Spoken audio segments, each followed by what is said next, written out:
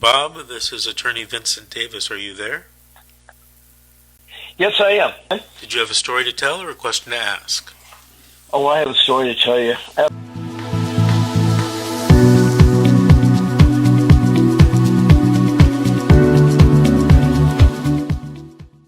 After hearing what you've had people tonight talk about,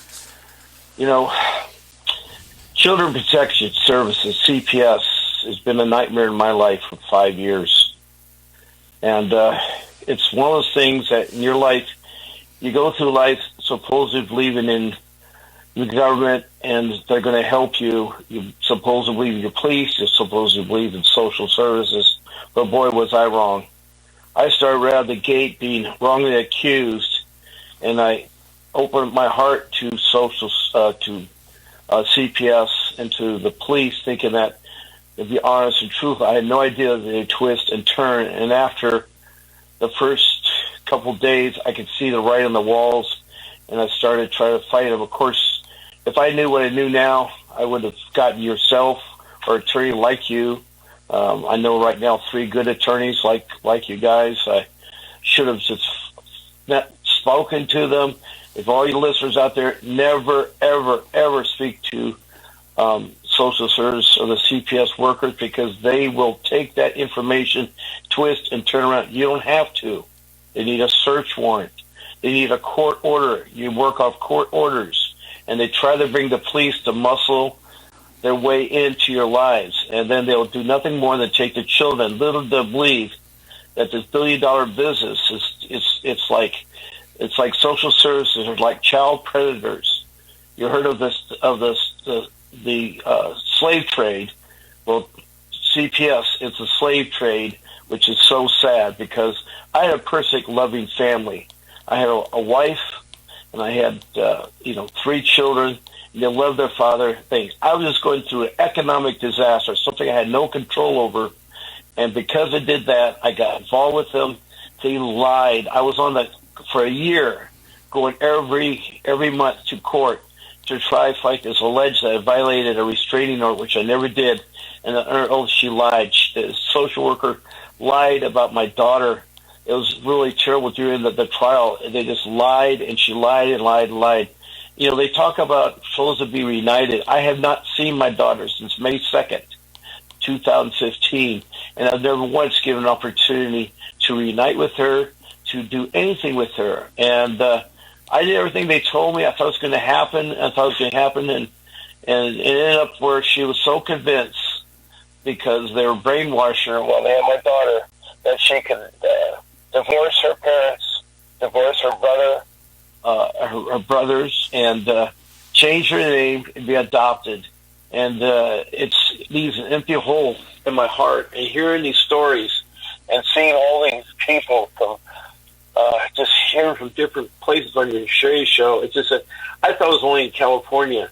But whether you're talking in Tennessee or Kentucky or Texas, it's everywhere. There are so many horrific stories out there, and I really love what you're doing, trying to get your children's back. And the word of the wise is that get an attorney, no matter what it does. That will be one way of somehow salvage your family. But my wife is like a bread cake. She is just not functioning because of our daughter being ripped from our heart. That one woman that talked tonight, that seems like she does a lot of story listening, things like that. She said, your children are like your heart. Yes, it's like your heart, but then your heart is stretched and torn apart and trampled upon. And you get so discouraged in life. And so I just, there's got to be a way that, I know these judges are elected, so you have to get out there and vote. You got to vote for those judges, because only the good judges can really help you. And the public defenders are too case loaded, and they have too many cases, so they just wish you through. It's a waste of time with the public defenders. And so there's, as I say, that stick to your guns. So give up your children. I haven't. I guess I'll never see my daughter. I mean, she's 18 now, and she was 15 at the time, or 15. She was 13 at the time when this all was taking place. And It's just hard to believe. I mean, I started to be, Bob? anyway.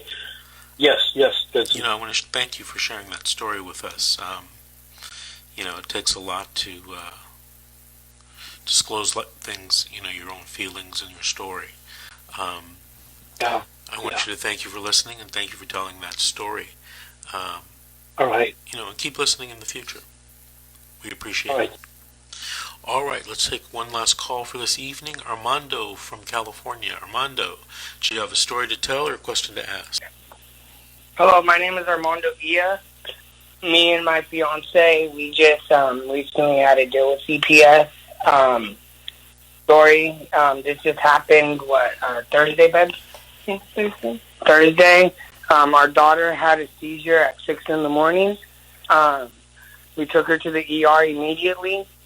At the ER, she had another seizure. We gave her medication and then transferred her to UC Davis where they have a pediatric unit. We're concerned about her seizure and everything. They won't even let us go into the ambulance because of COVID-19. So once she gets to UC Davis, we get a call that she's asleep, but we need to get there immediately. They won't tell us why. We get there immediately. The toxicologist is there to talk to us, telling us that they found opiates in her system, and they're hoping that it's a false positive, and that they're going to do a more invasive test there, and that test will tell them if there's a drug in there and the exact drug. So we are freaking out right there from that. And next thing you know, we get a call from CPS. Dude calls us saying, "Where are we?"